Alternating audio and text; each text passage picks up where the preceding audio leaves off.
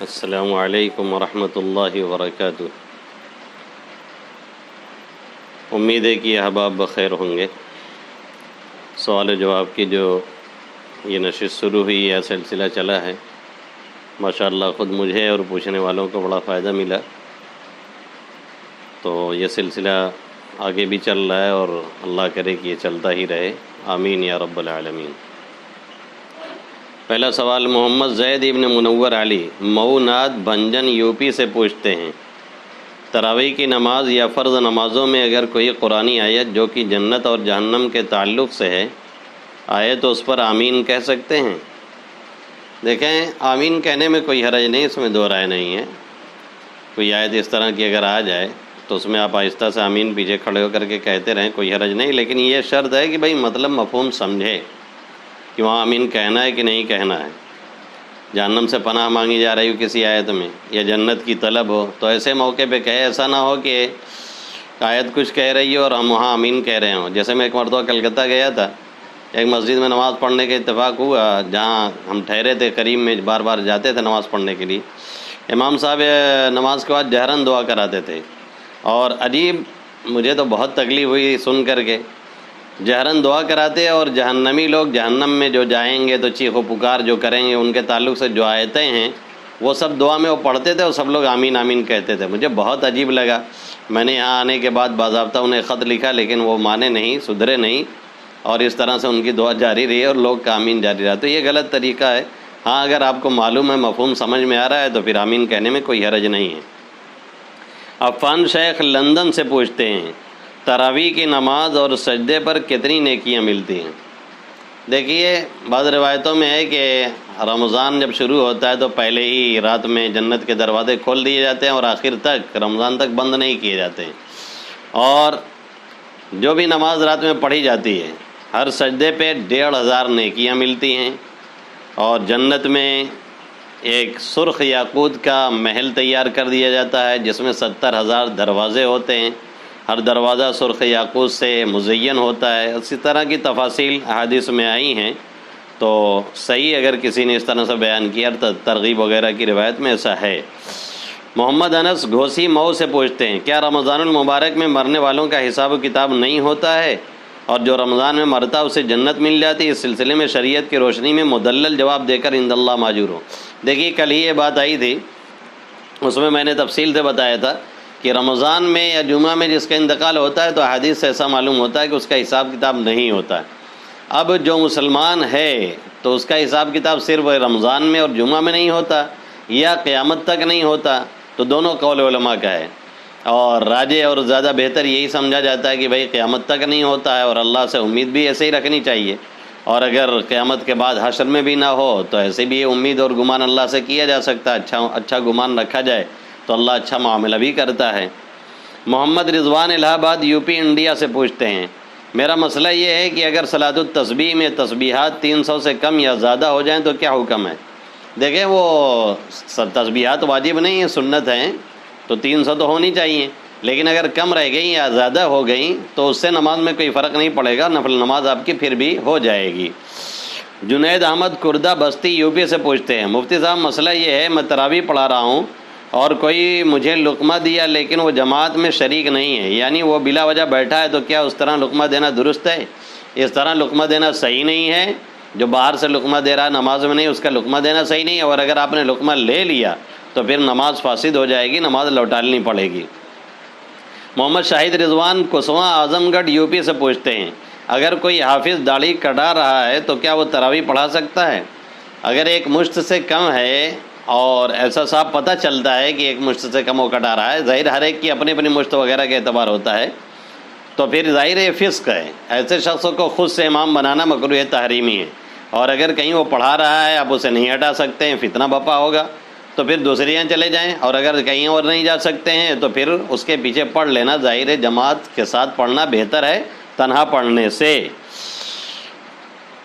زہیر احمد افتخار قاسمی پوچھتے ہیں، ایک حدیث میں وارد ہے کہ کوئی بیماری ایک دوسرے کو نہیں لگتی ہے، دوسری حدیث میں ہے کہ کوئی کوڑی سے ایسے بھاگو جیسے شیر سے بھاگتے ہو، یا جہاں وبائی مرض ہو وہاں سے دوسری جگہ نہ جاؤ، ان دونوں حدیثوں میں بظاہر تضاد اور ٹکراؤ لازم آ رہا ہے، تطبیق کی کیا صورت ہوگی؟ تفصیل سے جواب عنایت فرمائے، مہربانی ہوگی۔ دیکھیں زہیر صاحب، اصل میں پہلی حدیث کا تعلق تقدیر سے اور دوسری حدیث کا تعلق تدبیر اور اسباب سے۔ پہلی حدیث میں جو یہ کہا گیا کہ کوئی بیماری ایک دوسرے کو نہیں لگتی، لا ذبا ولا طیرہ فی الاسلام، اسلام میں چھوت چھات کی بیماری نہیں، تو مطلب یہ ہے کہ خود سے کوئی بیماری کسی کو نہیں لگ سکتی جب تک رب نہ چاہے۔ اور دوسری حدیث میں جو کہا گیا ہے کہ کوڑ سے بھاگو ایسے ہی کوڑ کے مرض سے جیسے شیر سے بھاگتے ہو، یا جہاں بیماری وہاں مت جاؤ وبائی بیماری ہے، تو یہ اسباب کے درجے میں، چونکہ ہر چیز کا اللہ نے کچھ نہ کچھ سبب رکھا ہے، اور عموماً ہوتا یہی، عادت اللہ یہی ہے کہ جب وہ سبب پایا جاتا ہے تو مسبب یعنی وہ چیز بھی پالی جاتی ہے۔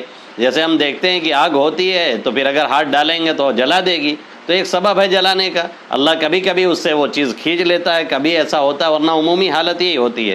تو پہلی حدیث کا تعلق تقدیر سے، یعنی بغیر رب کے چاہے کچھ نہیں ہو سکتا، اور دوسری حدیث کا تعلق تدبیر اور سبب سے، یعنی عام طور پہ سبب پہ ایسے ہی ہوتا ہے، اس لیے بچنے کا حکم دیا گیا۔ یہ دونوں حدیثوں کا اپنے اپنا محل ہے اور مقام ہے۔ پرویز عالم اسلام آباد ڈھکا سے پوچھتے ہیں، اگر کوئی مسلم غریب ہے، غیر مسلم غریب ہے، اور اتنا غریب ہے کسی مجبوری، بیماری، کسی وجہ سے کما نہیں سکتا، تو اس کو صدقہ زکوٰۃ دینا صحیح ہے یا اگر بطور ہدیہ دیں تو ٹھیک ہے؟ یہ سوال پہلے بھی آیا تھا، ہم نے بتایا تھا کہ صدقہ زکوٰۃ ہے، عشر ہے، جس میں عبادت کا معنی ہے، اس طرح کے اموال ان کو نہیں دیے جا سکتے ہیں۔ ہاں صدقہ دیا جا سکتا ہے، نفلی صدقہ جس کو بولتے ہیں، ہدیہ کے طور پہ دیا جا سکتا ہے، تعاون ان کا کیا جا سکتا ہے، ظاہر تعاون بھی ایک طرح کا صدقہ ہی ہوتا ہے۔ یہ سب طریقے ان کو مدد کے ہیں جو کیے جا سکتے ہیں، اس میں کوئی حرج نہیں ہے۔ محمد راغب چکیہ اعظم گڑھ یو پی سے پوچھتے ہیں، کیا روزے کی حالت میں زیر ناف بال صاف کر سکتے ہیں؟ جی اس میں کوئی حرج نہیں ہے، روزے کی حالت میں بالکل صفائی ستھرائی کر سکتے ہیں، کوئی حرج نہیں ہے۔ معروف احمد ممبئی ملاڈ سے پوچھتے ہیں، سوال یہ ہے کہ کوئی شوہر اپنی بیوی سے کہہ دے، اگر تو نے فلاں کے پیسوں سے ایک دانہ بھی مجھے کھلایا تو حرام ہے اور تو بھی حرام ہے، تو اس میں بارے میں کیا ہے؟ کیا یہ جملہ استعمال کرنا مناسب ہے؟ دیکھیں یہ کہنا کہ کسی کا مال کھلائے تو حرام ہے، تو یہ اچھی بات تو ہے نہیں، بلا وجہ آپ کسی چیز کو اپنے اوپر حرام کر رہے ہیں، اللہ نے منع فرمایا اس طرح سے۔ اور یہ کہہ دینا بیوی سے کہ تو بھی حرام ہے، اگر بیوی سے اس طرح سے آپ نے کہہ دیا کہ تو بھی حرام ہے اور اس نے وہ کام کر دیا تو وہ پھر حرام ہو جائے گی، یعنی طلاق بائن پڑ جائے گی، ایک طلاق بائن پڑ جائے گی۔ اب بیوی کے ساتھ عدت میں آپ اگر رہنا چاہتے ہیں، پھر سے ملنا چاہتے ہیں، تو نکاح لازم ہے، چاہے عدت میں کریں چاہے عدت کے بعد کریں، بغیر نکاح کے، تجدید نکاح کے اور مہر کے، تجدید مہر کے پھر آپ ساتھ میں رہ نہیں سکتے ہیں، ایک طلاق بائن اس جملے سے پڑ جائے گی۔ بہتر یہ ہے کہ اس طرح کی دھمکیاں کبھی نہ دی جائیں جس سے طلاق وغیرہ کا معنی نکلتا ہو، کچھ اور بول دیا جائے۔ ہمارے یہاں جاہل لوگ جب خفا ہوتے ہیں تو بلا وجہ طلاق ہی پہ جاتے ہیں، یہ بہت غلط طریقہ ہے۔ اسرار شیخ گجرات انڈیا سے پوچھتے ہیں، اگر کسی مسجد کا رخ درست نہ ہو اور لوگ سب درست کرنے کے لیے راضی نہ ہوں تو ایسی مسجد میں نماز ادا کرنے کا کیا حکم ہے؟ دیکھیں آپ کے سوال بہت واضح نہیں ہے، آخر مسجد کا رخ درست نہ ہونے کا کیا مطلب؟ اگر وہ سمت قبلہ نہیں ہے تو اس میں نماز پڑھیں گے تو نماز ہوگی ہی نہیں، کیونکہ استقبال قبلہ قدرت کے ہوتے ہوئے شرط ہے۔ اور اگر کوئی اور شکل ہے جو لکھنے سے رہے گی وضاحت سے تو برائے مہربانی اس کی وضاحت فرمائے۔ محمد ذیشان نریاؤں امبیڈکر نگر یو پی سے پوچھتے ہیں، سوال یہ ہے کہ دعا مانگنے سے پہلے درود شریف پڑھنا چاہیے یا نہیں؟ کسی شخص نے فرمایا دعا مانگنے سے پہلے درود شریف پڑھنا یہ غلط طریقہ ہے، کہنے والے نے آپ کو خود غلط بتلایا ہے، باقاعدہ حدیث میں ہے، آپ صلی اللہ علیہ وسلم نے فرمایا وَلْيُثْنِي عَلَى اللَّهِ تَعَالَى وَلْيُصَلِّ عَلَى النَّبِيِّ صلی اللہ علیہ وسلم، دعا مانگیں اللہ کی حمد و ثنا پہلے کرے پھر درود شریف پڑھے، اور اگر حمد و ثنا نہیں کیا صرف درود ہی سے شروع کر دیا تو بھی کوئی حرج نہیں ہے، کوئی ایسا غلط طریقہ نہیں ہے۔ جس نے یہ کہا کہ درود شریف نہیں پڑھنا چاہیے اس کو معلومات نہیں ہے۔ محمد حنزلہ چتارا اعظم گڑھ یو پی سے پوچھتے ہیں، مفتی صاحب پوچھنا یہ تھا کہ رات کے وقت جھاڑو دینا، ناخن تراشنا کیسا ہے؟ کچھ لوگ کہتے ہیں یہ ناجائز، اس کی کیا حقیقت ہے؟ جو لوگ یہ کہتے ہیں وہ غلط کہتے ہیں، کہیں بھی شریعت میں اس طرح کی کوئی ممانعت نہیں ہے۔ آپ دن میں جھاڑو دیں، صبح میں دیں، مغرب بعد دیں، عشاء بعد دیں، 2 بجے رات کے دیں، آخر عید کی رات میں سب لوگ صفائی ستھرائی کرتے ہیں تو کیسے سب جائز ہو جاتا ہے؟ تب کسی کا مسئلہ نہیں یاد رہتا، یہ غلط بات ہے۔ محمد سرفراز امریکہ سے پوچھتے ہیں، مسئلہ یہ پوچھنا تھا کہ شادی کی اینیورسری منانا جائز ہے؟ اینیورسری کے معنی میرے خیال سے سالگرہ کے کہتے ہیں، یہ شریعت میں ہم نے پہلے بھی بتایا تھا کہ یہ درست نہیں ہے، اس طرح سے سالگرہ منانا۔ ارے کسی کو یاد آ گیا دو چار جملے کوئی ہنسی مذاق کے کبھی کہہ لیا تو ٹھیک ہے، باقاعدہ منانا، پھر اس کو غیروں کی مشابہت اختیار کرنا، پھر اس میں جو غفلت ہوتی ہے، آدمی پوری طرح سے اپنی لائف سے غافل ہو جاتا ہے کہ ہماری زندگی ختم ہو رہی ہے، گھٹ رہی ہے، اور ہم اس پر خوشی منا رہے ہوتے ہیں، اچھا طریقہ نہیں ہے۔ ابو حذیفہ بسکھاری امبیڈکر نگر یوپی سے پوچھتے ہیں جمعہ کی نماز فرض ہے یا واجب؟ محترم، جیسے ظہر فرض ہے ایسے ہی جمعہ بھی فرض ہے۔ بہت سی جگہوں پہ جو واجب لکھا رہتا ہے تو واجب وہ عملی واجب لکھا رہتا ہے، یعنی اس کا مطلب بھی یہی ہوتا ہے کہ فرض ہے۔ اگر کہیں آپ دیکھیں کسی فقہ و فتاویٰ میں کہ جمعہ کی نماز واجب ہے تو واجب وہاں عملی طور سے واجب ہونا مراد ہے، یعنی پڑھنا ضروری ہے، اور مراد ہوتا ہے کہ فرض ہی ہے۔ عبد المالک بہار انڈیا سے پوچھتے ہیں میرے گھٹنے کے اندر زخم ہو گیا ہے، بیٹھنے میں دقت ہوتی ہے، کیا کرسی پر بیٹھ کر نماز پڑھ سکتا ہوں؟ کرسی پر نماز پڑھنے کا طریقہ بتلا دیجیے۔ دیکھیں، جب تک آپ قیام کر سکتے ہیں تو قیام کرنا آپ پر فرض ہے، اس کے بعد پھر اگر آپ رکوع سجدہ کر سکتے ہیں یا زمین پر بیٹھ کر کے آپ رکوع سجدہ کریں تشہد کی حالت میں، یا جیسے عورتیں بیٹھتی ہیں نماز میں ایسے بیٹھ کر کے، یا پالتھی مار کر کے، جس کو ہم لوگ کہتے ہیں پھسکڑیاں مار کر کے، ایسے اگر بیٹھ کر کے نماز پڑھ سکتے ہیں، اشارے سے رکوع سجدہ کر لیں، تو بھی آپ کرسی پر نہیں بیٹھیں گے۔ کرسی پر بیٹھنا بالکل آخری چارہ ہے۔ جب یہ تمام حربے نہیں ہو، جو آج کل رواج چل گیا ہے، تھوڑا سا کچھ ہوا لوگ پٹ سے کرسی استعمال کرنے لگتے ہیں، وہ طریقہ صحیح نہیں ہے۔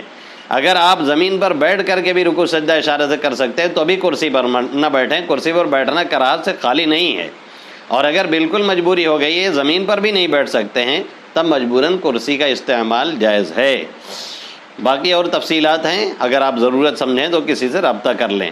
حافظ محمد عادل جونپور یوپی سے پوچھتے ہیں جمعہ کے بعد اجتماعی دعا کا اہتمام کرنا کیسا ہے؟ دیکھیں، اہتمام صحیح نہیں ہے۔ اگر کبھی کبھار کسی وجہ سے جمعہ کے بعد دعا کرا دی گئی، کبھی قحط سالی ہے، کبھی کوئی وبائی مسئلہ ہے، یا کبھی یوں ہی کرا دی گئی تو کوئی حرج نہیں ہے۔ باقاعدہ اہتمام کر کے ہر جمعہ کرانا یہ بدعت سے خالی نہیں ہے۔ سیف اللہ شاہگنج جونپور یوپی سے پوچھتے ہیں مفتی صاحب، اگر کوئی شخص تراویح میں ایک پارہ الف لام میم سے اور ایک پارہ سبحان الذی اسری بعبدہ یعنی 15ویں پارے سے پڑھے تو کیا اس طرح پڑھانا درست ہے؟ کوئی حرج نہیں ہے۔ ویسے تو ٹھیک ہے کہ ایک طرف سے چلتے رہیں، لیکن اگر آپ دو طرف سے چل رہے ہیں تو بھی کوئی حرج نہیں ہے۔ قرآن کو مکمل کرنا یہ اصل سنت ہے۔ محمد ایوب حلیمی مانی خرد مقیم حال سعودی عرب سے پوچھتے ہیں ہمارے یہاں سعودی عرب میں امام صاحب وتر کی نماز بغیر قاعدہ اولیٰ کے 3 رکعت مکمل کر کے سلام پھیرتے ہیں، اور یہی روز کا معمول ہے، کیا اس طرح سے نماز پڑھانا درست ہے؟ دیکھیں، ائمہ اربعہ میں سے امام ابو حنیفہ، امام مالک، امام شافعی، امام احمد بن حنبل، کسی کا مذہب یہ نہیں ہے کہ تینوں رکعات ایک قاعدہ سے پڑھی جائے۔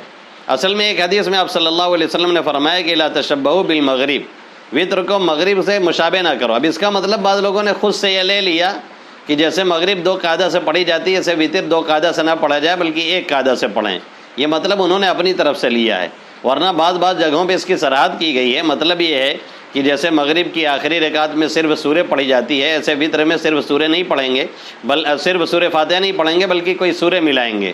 یا مطلب یہ ہے کہ جیسے مغرب میں قنوت نہیں ہے تو وطر میں بھی قنوت نہیں پڑھیں گے بلکہ وطر میں قنوت پڑھنا ضروری ہے۔ یہ مطلب ہے کہ اس طرح سے مشابہت نہ ہونے پائے۔